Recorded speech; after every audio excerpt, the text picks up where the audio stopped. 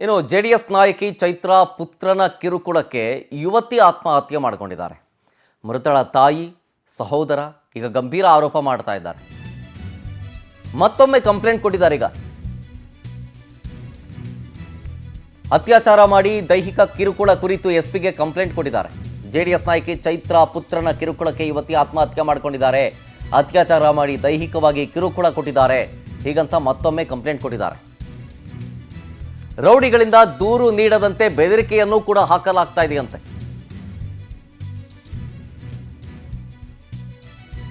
ನ್ಯಾಯಕ್ಕಾಗಿ ಈಗ ಸಿಎಂ ಮತ್ತು ಹೋಮ್ ಮಿನಿಸ್ಟರ್ ಹಾಗೆಯೇ ಡಿಸಿಗೂ ಕೂಡ ಪತ್ರ ಬರೀತಾ ಇದೆ ಆ ಕುಟುಂಬ.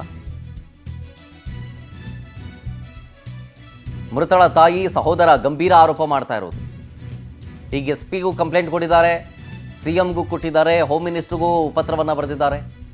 ಜನವರಿ 9ನೇ ತಾರೀಕು ಕದ್ರಾ ಕೆಪಿಸಿ ಕಾಲೋನಿಯಲ್ಲಿ ಯುವತಿಯ ಆತ್ಮಹತ್ಯೆ ಆಗಿದೆ. ನೇಣು ಬಿಗಿದುಕೊಂಡು ಆತ್ಮಹತ್ಯೆ ಮಾಡಿಕೊಂಡಿರೋದು ರಿಶೇಲಾ ಡಿಸೋಜಾ ಅಂತ ನೊಂದ ಯುವತಿಯ ಹೆಸರು.